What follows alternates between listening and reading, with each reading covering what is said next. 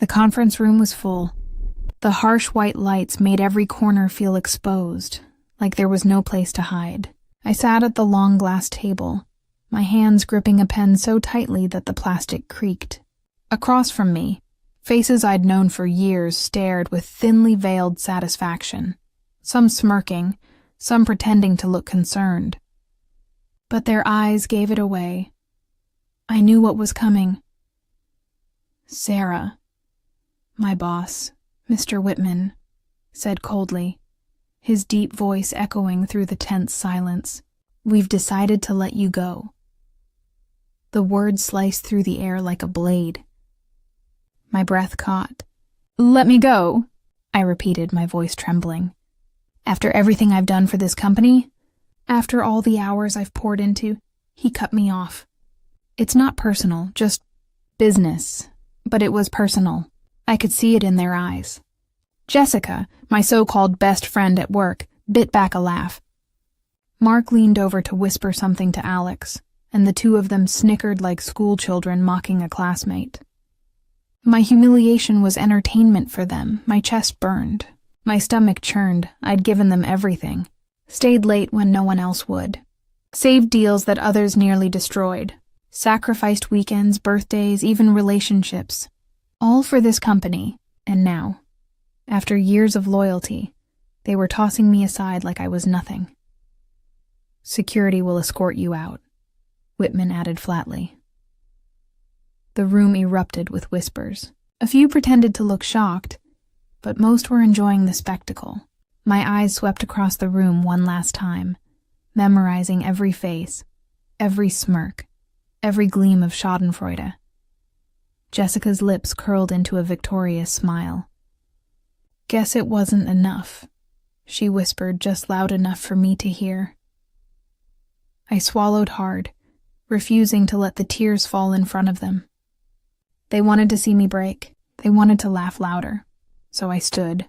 My legs trembled, but I forced my chin high. Fine, I said, my voice steady despite the storm inside me. Fire me, but don't you dare forget, this company still runs on the foundation I built. You'll remember me sooner than you think. Some chuckled. Some rolled their eyes. One or two looked uneasy, as if my words carried a weight they didn't understand. As security walked me out, the sound of laughter trailed behind me, haunting every step. They thought it was the end of me, but they were wrong. This was just the beginning. Cliffhanger. What none of them knew was that I wasn't leaving empty-handed. And soon the same people who laughed at me would be begging me for mercy. The apartment felt colder than usual that night. I sat on my couch, staring at the cardboard box of personal belongings security had shoved into my hands. An old mug, some pens, a framed photo from the company retreat where I thought I belonged. I pressed my fists against my eyes, the humiliation replaying over and over. Their laughter, Jessica's smirk, Mr. Whitman's cold voice. But beneath the pain, something else stirred. Something sharper, stronger, revenge. I opened my laptop. My mind raced as my fingers flew across the keyboard. Years of experience, late nights, and endless problem-solving had given me more than just exhaustion. It had given me knowledge. The kind that couldn't be erased with a termination letter. I knew their weaknesses, their financial holes, their shady backroom deals, the skeletons they kept buried because they trusted me to guard them. And now, I was free. As I scrolled through old emails, confidential files I had copied just in case, and notes I'd kept from years of board meetings, a slow smile crept across my face. Jessica thought stealing credit for my work made her powerful. Whitman thought cutting me loose meant I was harmless. They were about to learn otherwise. That night I drafted a plan. Not just to survive, not just to get even, but to take everything.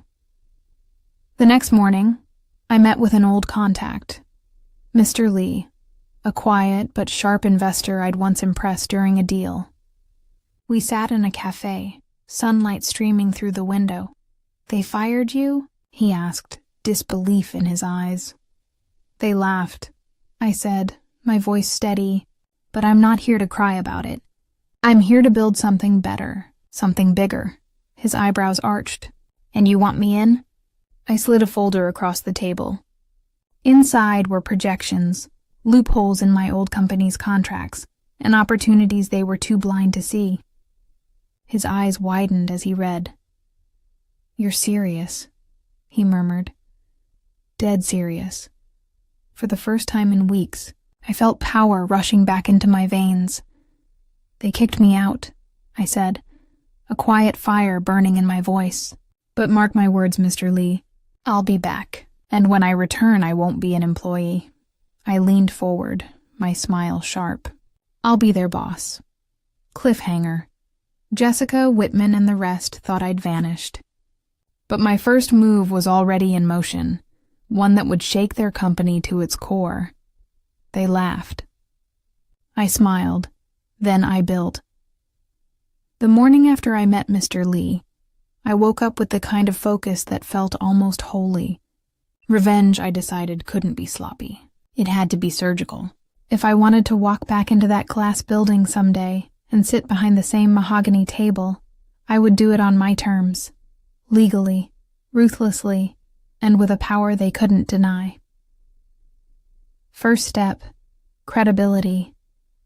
I needed an entity the market would trust, not a spite-driven startup with a clever slogan. So we incorporated quietly, a consultancy and tech integrator that solved the exact problem my old company refused to fix. Messy client migrations, legacy systems, and complacent account management. Mr. Lee introduced me to two quiet partners who preferred the background. Hana, a former compliance head who remembered every failed audit, and Ravi, an operations whiz who could make a 6-person team run like a corporation. They signed because they believed in one thing I'd already learned. Industry players listen to someone who knows where the bodies are buried. We launched under a name intentionally unflashy, Meridian Solutions. The pitch was simple and true. We rescue companies that are drowning in their own bureaucracy. People liked honesty when packaged with competence. Next, the clients. Whitman's firm, Whitman & Comer, had 3 big accounts I directly managed. I didn't need to trick them. I needed to remind them who fixed their worst nights. I called one of my old contacts, a procurement director named Elaine at a logistics firm. She'd been burned twice by Whitman's slow migrations. I didn't start by selling. I started by listening. I let her talk herself into how tired she was of covering for her vendors. Then I said the thing she needed to hear. "Bring me the files. Give me 1 week. If I don't cut your costs by 20% and give you full audit traceability, I'll pay your penalties myself." It was bold. It was risky. It also worked. Word spread like a fever from client to client. Meridian delivered. We moved servers. We cleaned ledgers. We found hidden fees in supplier contracts and renegotiated them. We stabilized migrations other vendors had abandoned. Testimonials came, then referrals. What Whitman couldn't measure in his boardroom full of smirks was this. Trust takes longer to build than to break, but once rebuilt, it holds. Meanwhile, Mr. Lee and I began buying small blocks of stock in Whitman & Co. Quiet, unreported, through legal channels, and with investor partners who liked the arbitrage. It wasn't a hostile takeover yet. It was a slow accumulation that would one day let us stroll into a shareholder meeting and ask the right questions at the right time. At night, I worked in the glow of my laptop until my eyes blurred. I archived 1,000 little things from my old tenure. Contract clauses that guaranteed suppliers evergreen fees. Exceptions Whitman had signed that made audits meaningless. Vendor relationships tied to personal favors. I cataloged them and built narratives around them. Not melodramatic exposés for tabloids, but concise, documented briefings for investors and compliance officers who could move markets. I also did something else they never expected. I hired people from my old team. Not the obvious players. I courted the quiet, the disillusioned, the ones who'd watched promotions pass them by while Jessica strutted into credit. They needed refuge and were hungry for dignity. They got good pay, respect, and a place that celebrated their skills. They also brought insider knowledge, not of how to sabotage, but of inefficiencies and broken contracts. Suddenly, Meridian could deliver not just a better service, but a better version of everything the old firm pretended to be. And then the first public crack appeared. A mid-sized client, a partner Whitman had neglected for months, announced a vendor switch to Meridian. The media picked up a small piece. Local firm switches to boutique specialist after failed migration. Whitman's PR team dithered. In the hallways, people started to whisper. On a Tuesday, a board member called me asking for a call, curious, irritated, and suddenly worried. Whitman called me too. He tried to be casual. "So, Sarah, I hear you're doing well." His tone was like a blade wrapped in velvet. He suggested lunch. He invited me to play coy. I declined. I wanted him to wonder who I would be when I returned to his world. The stakes rose quickly. A second client left. A supplier banged on Whitman's procurement team for renegotiation. Share price slipped a hair. The smug smiles in the conference room lost inches of comfort. At home, midnight was my favorite hour.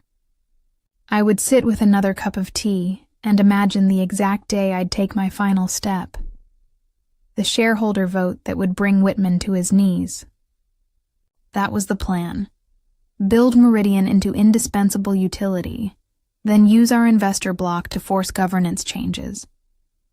I'd not just get my job back, I'd make sure the people who laughed at me were the ones accountable for the mess. But power breeds paranoia, and somewhere, beyond my spreadsheets and legal briefs, someone else noticed our moves. An envelope arrived on my doormat one evening with no return address. Inside it was a single line, typed with clipped cruelty. "People like you don't get to rewrite history. Walk away." I folded the paper and felt something I hadn't allowed myself to feel since the day they fired me. Fear. Not for me, for what had happened when threats stop at paper.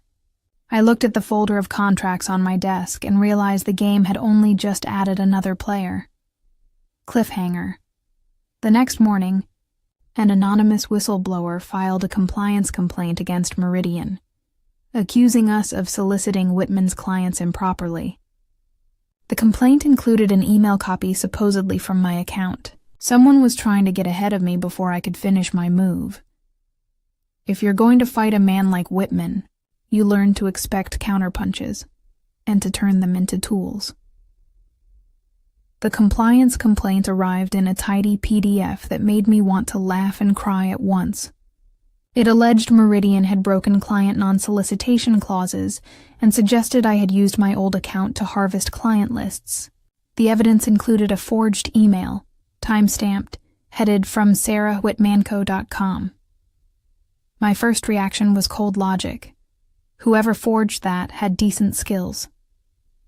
My second was adrenaline.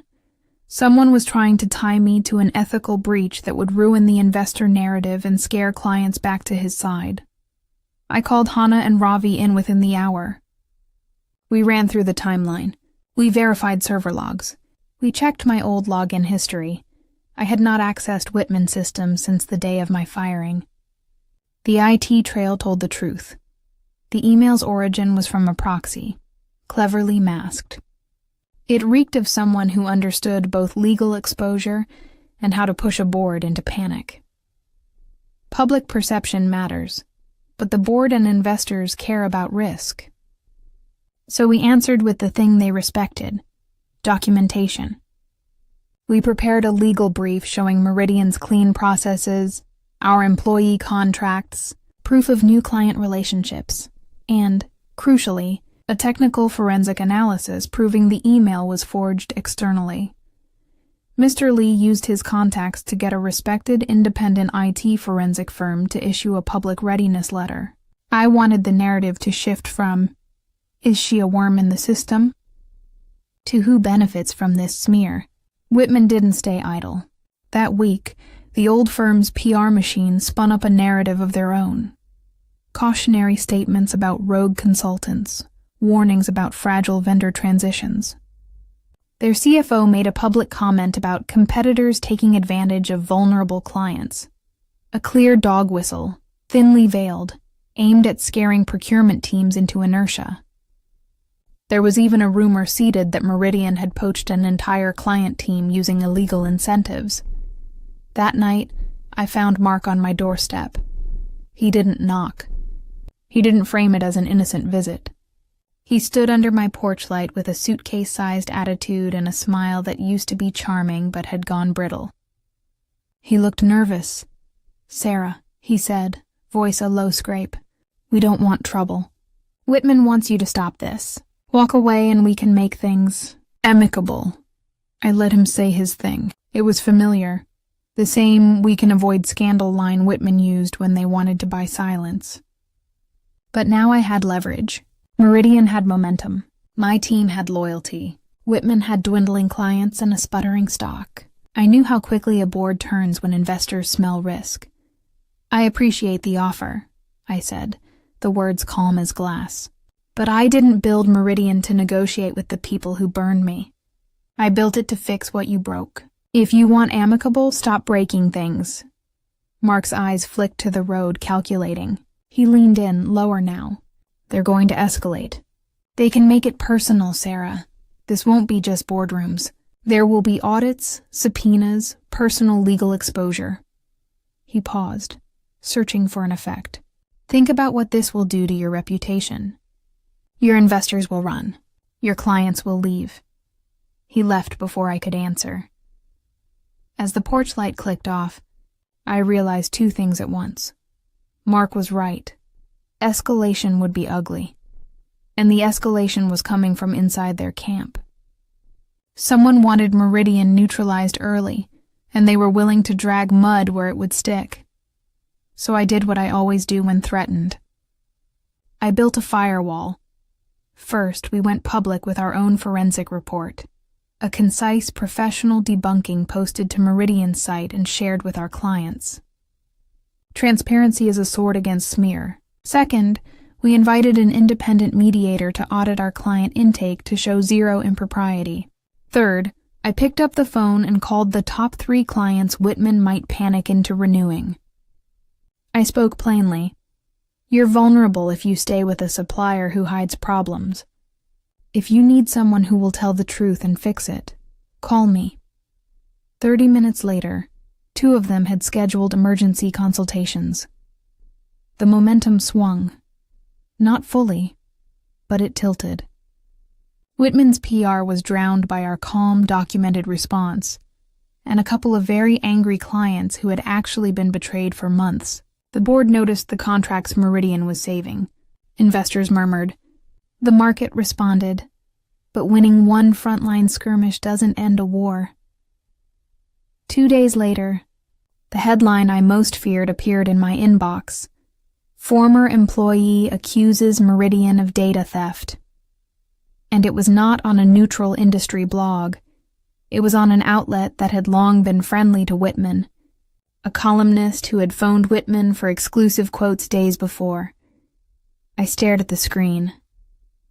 The article quoted an anonymous insider, a phrase Whitman's camp had mastered. It described legal letters already sent, claims of Meridian using stolen proprietary algorithms, and a threat of immediate injunction to freeze our assets. The smear had a new, louder voice. On my dining table, the stack of contracts and technical docs felt suddenly fragile. Someone had access to the right channels. Someone was orchestrating a press machine. And the smell of desperation, Whitman's desperation, had a particular harshness. I picked up the typed threat that had arrived weeks before and compared the syntax to the article's anonymous quotes. The language matched a pattern I knew well. People who talk like legal men when they're trying to scare. The type of voice that believes its own mythology. My phone buzzed. It was Mr. Lee. "Don't panic," he said.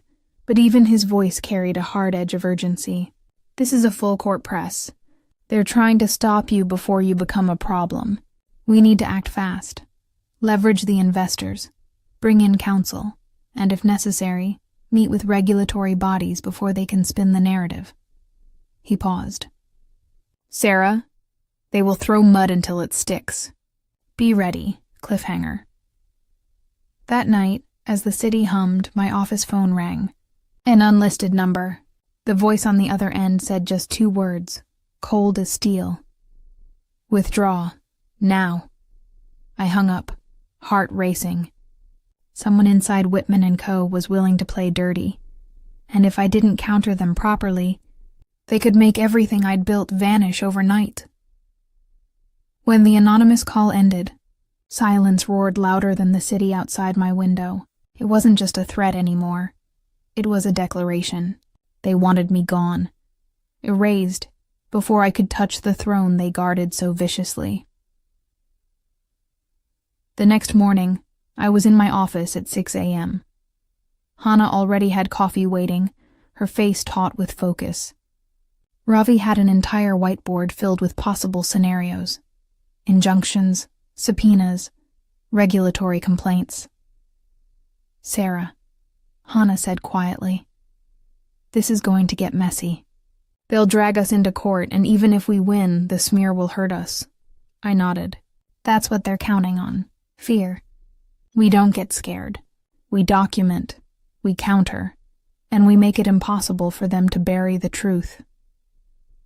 By noon, the official legal notice arrived. Whitman & Cummer vs. Meridian Solutions. Claims of data theft, contract breaches, solicitation, defamation. A legal grenade with 100 pins pulled. I read every word. I almost laughed.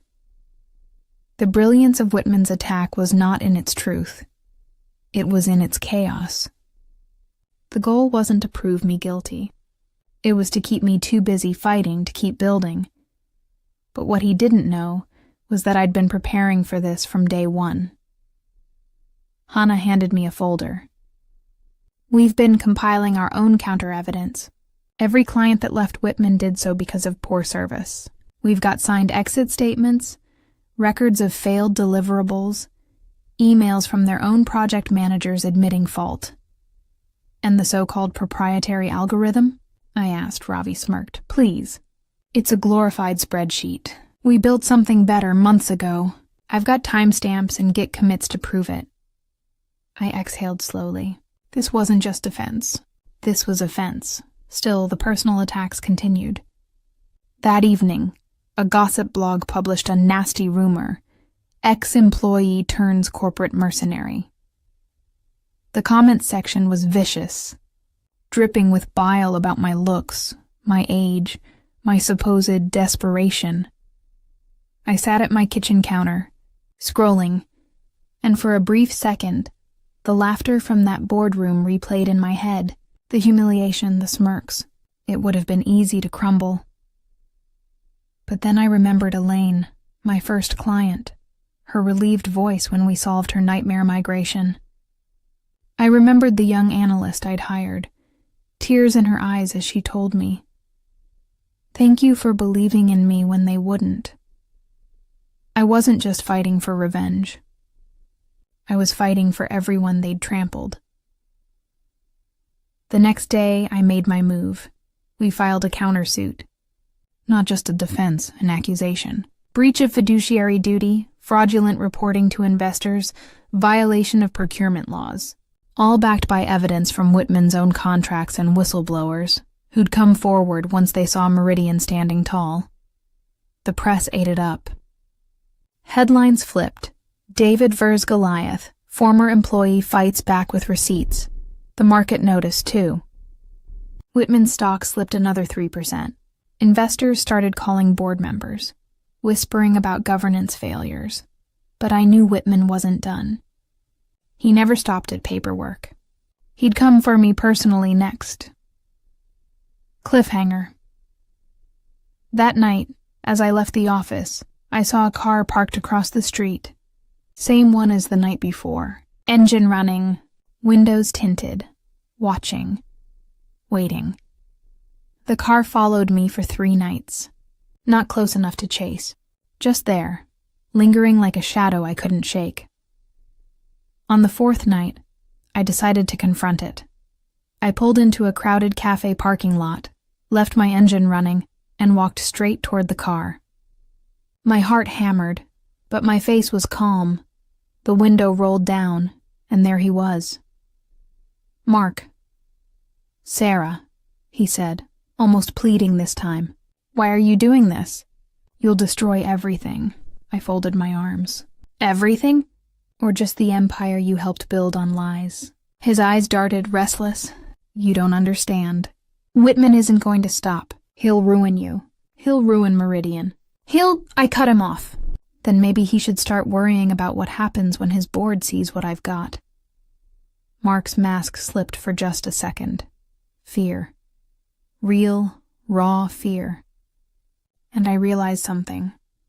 Mark wasn't here out of loyalty. He was here because he knew the walls were closing in. I leaned closer. "Tell me, Mark, how many skeletons are you hiding for him? How long before he throws you under the bus?" He flinched. That was my answer. The next morning, Hannah walked into my office with a grin that could split stone. "You're going to want to see this." She slid a flash drive across my desk. Mark sent it anonymously. Internal memos, emails, audit reports. It's all here. Proof of falsified revenue, hidden client losses, off-book payments to keep contracts alive. I stared at the drive, my hands trembling. This wasn't just ammunition. This was the nuclear option. Why would he give this to us? Ravi asked. I knew why. Mark had finally realized the truth. Whitman couldn't protect him anymore. And when rats abandon a sinking ship, they always look for the lifeboat. The power balance had shifted. I wasn't just defending Meridian anymore. I was holding the keys to Whitman's downfall, but with great weapons come great risks. If I used this wrong, it would look like blackmail. If I used it right, it would end Whitman for good. That evening, I drafted a plan. Present the evidence directly to Whitman's board. Bypass Whitman himself. Show them the rot. Offer them a choice. Clean house voluntarily, or face a shareholder revolt led by me and Mr. Lee's investor bloc. The final move was clear now. Cliffhanger. As I sealed the envelope with Mark's files, my phone buzzed with a message from an unknown number. You think you've won. Tomorrow the whole world will know your darkest secret. I froze. My secret? The one thing I thought I'd buried forever. And if they had it, everything could collapse. The text rattled me more than I wanted to admit. My darkest secret. For years I had buried it. The mistake that had almost ended my career before it began. Only a handful of people knew about it, and even fewer had the proof. That night, I barely slept. Every sound felt like a threat. Every shadow like an accusation waiting to step into the light.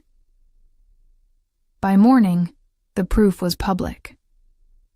A headline screamed across a business blog. Rising star or repeat offender. Sarah Khan's early career scandal resurfaces. There it was. My shame dragged from the grave. 10 years ago, as a junior analyst, I had been accused of manipulating project results. The truth? My manager at the time had forced me to take the blame for his blunders. I'd been suspended, nearly blacklisted, but eventually I cleared my name. Still, in black and white, without context, it looked damning. And Whitman's PR machine spun it like gold. Suddenly, the whispers started. Clients called in panic. One even asked, Sarah, is this what we signed up for? Another Whitman in disguise? I felt the ground tilting under me. That afternoon, Whitman himself held a press conference. His smug smile lit up every screen.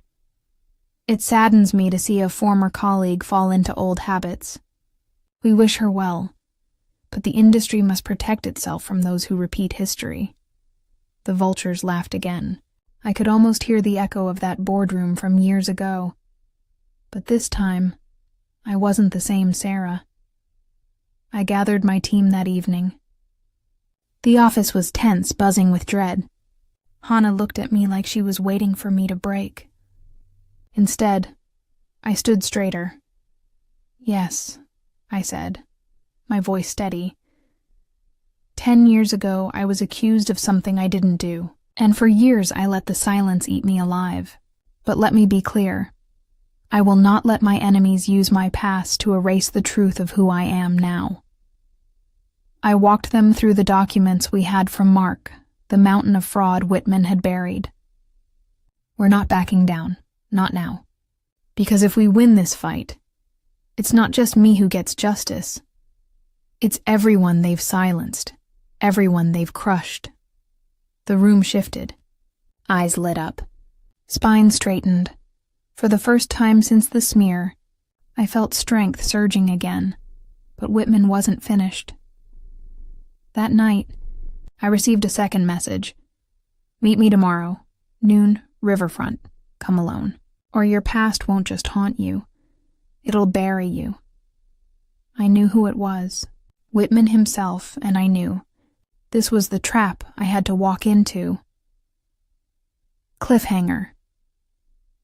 As I stood at the riverfront the next day, wind biting against my coat, a black car pulled up.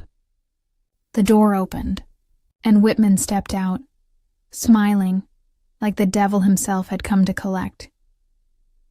"Sarah," Whitman said smoothly, walking toward me, his hands in his pockets like we were old friends. "You've caused me quite a headache." I said nothing.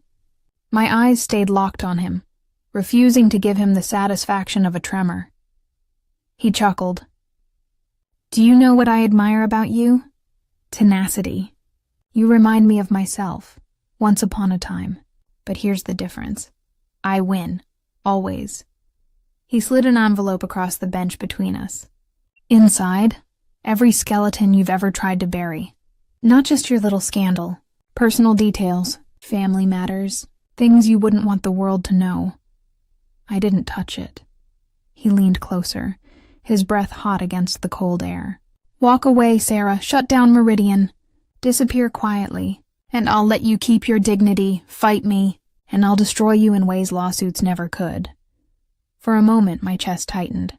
The envelope sat there like a loaded gun, but then I laughed, a soft, bitter laugh that made his smug expression falter. "Whitman," I said, finally meeting his eyes. "You've spent your whole life hiding skeletons. Me, I've already lived through mine. You can expose them, twist them, scream them from rooftops. But do you know what will happen?" He raised an eyebrow. "I'll own it. I'll tell the world myself, because my truth doesn't scare me anymore. Yours should." For the first time, Whitman's smile cracked, just slightly. But I saw it, the flicker of doubt. I stood, leaving the envelope untouched. "See you in court." I walked away before he could respond. My legs were shaking, my throat dry, but inside something had shifted. He could no longer control me with ghosts. That night, I drafted my public statement. No spin, no excuses, just the raw truth about my past, how I had been scapegoated, how I rebuilt myself from the ashes. By morning, it went viral. The response shocked me. Instead of scorn, people rallied. "We Stand with Sarah" trended. Industry voices praised my transparency. Clients who had wavered came back stronger. Whitman's weapon had backfired. His smear campaign turned into my badge of resilience, and now I was free to strike with everything I had. Cliffhanger. As I prepared to present Mark's damning files to Whitman's board, Hannah rushed into my office, pale and breathless. "Sarah, it's worse than we thought. Whitman knows. He's planning something huge for tomorrow's shareholders' meeting. If he pulls it off, we're finished." The morning of the shareholders' meeting, the air felt heavy, almost electric, the kind of silence before a storm. I stood in front of the mirror, straightening my blazer, staring into my own eyes. You've come too far to lose now. But Hannah's words echoed in my head. He's planning something huge. When I arrived at Whitman Global's headquarters, the lobby was swarming with press, shareholders, lawyers, and nervous assistants darting like bees. Cameras flashed as I entered. For the first time, no one looked at me with pity. They looked at me with expectation. Inside the grand boardroom, Whitman stood at the center like a king guarding his throne.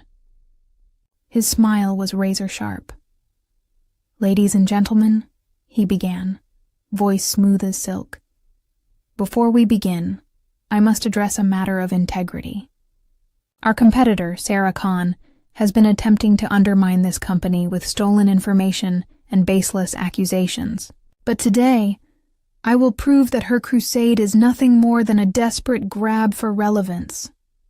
He snapped his fingers, and the screens lit up. My heart stopped. Emails, documents, but not just mine, Mark's too. Altered, twisted, rearranged to look like I had colluded with him for years to sabotage Whitman Global. Gasps rippled through the room. Whitman's voice cut through the chaos. "She claims to expose corruption, but in truth, she's the very snake she pretends to fight." He looked straight at me, his eyes gleaming with triumph. For a moment, the ground felt like it was slipping away. My throat burned. Around me, whispers hissed like poison. "She's finished. She's a fraud." But then Hannah's hand gripped mine under the table. "Sarah," she whispered fiercely, "trust the truth. We have the real files. It's now or never." I rose, my voice shaking but growing stronger with every word. "You want to talk about snakes, Whitman? Then let's talk about who's been poisoning this company for years." I connected my laptop to the projector. The screens flickered, and my heart pounded as I opened Mark's untouched files. The originals. Pages and pages of hidden accounts, illegal payouts, offshore laundering. "This," I said, pointing to the damning evidence, "is the truth. This is the empire you've built on lies, intimidation, and theft. And these," I gestured to Whitman's fake files, "are nothing but desperate fabrications." The room erupted. Shareholders leaned forward, shouting questions. The press outside caught the commotion instantly, their lenses zooming in through the glass walls, but Whitman didn't flinch. His smirk deepened. "You think you've won?" he whispered, stepping close so only I could hear. "You don't understand. These people don't care about truth. They care about power. And I am power." Cliffhanger. Suddenly, a loud crash echoed from the back of the room. A shareholder had fainted after seeing the numbers on the screen. Chaos spread like wildfire. And in the middle of it, Whitman grabbed the mic and shouted, "Ladies and gentlemen, I demand a vote right now on whether Sarah Khan should be banned from ever setting foot in this boardroom again." The room spun into pandemonium. Voices clashed, phones buzzed, and security rushed in to restore order. Whitman's voice thundered above it all. "Vote now and we end this circus." But then a voice rose, strong and commanding. It wasn't mine. It was Mr. Hamilton, the company's oldest and most respected shareholder.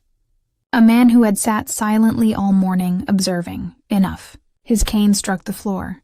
The room froze. If there will be a vote, then it will be on the leadership of this company, not on silencing truth. Gasps filled the boardroom. Whitman's jaw clenched. Hamilton turned to me. "Ms. Khan, do you have proof of these allegations?" I looked him straight in the eye. "Yes, every word, every number. And unlike Whitman, I'm not afraid to let the world see it." I handed him a drive with Mark's original files. He scanned the documents, his face growing grimmer with each line. Then he looked up, his voice ringing with finality. "This is irrefutable. Whitman, you've bled this company dry for years, and you dare smear this woman to cover your crimes? Not anymore." He raised his hand. "All in favor of removing Victor Whitman as CEO?" Hands shot up. One by one, almost all of them. Whitman's face went pale. His lips trembled as he barked, "You can't do this! I built this empire!" Hamilton's voice cut him down like thunder. "No, Whitman, you stole this empire, and now it returns to those who will rebuild it with honesty." He turned to me. "Sarah Khan, would you take responsibility to lead?" For a heartbeat, I couldn't breathe. The girl who once cried in a bathroom stall after being fired, humiliated and broken, was now being handed the keys to the very empire that had mocked her. I stood tall, my voice steady.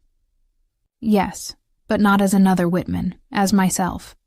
And with one promise, this company will no longer crush people for power. It will raise them." The vote passed.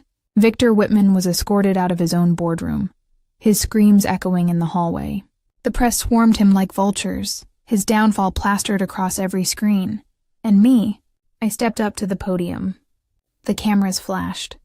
My reflection stared back from the glass wall. Not the broken woman from years ago, but the boss of everything they said I'd never have. "My name is Sarah Khan," I said into the mic. They laughed when I was fired. But today, I own it all. The applause shook the room, and for the first time in years I smiled, not just for surviving, but for winning.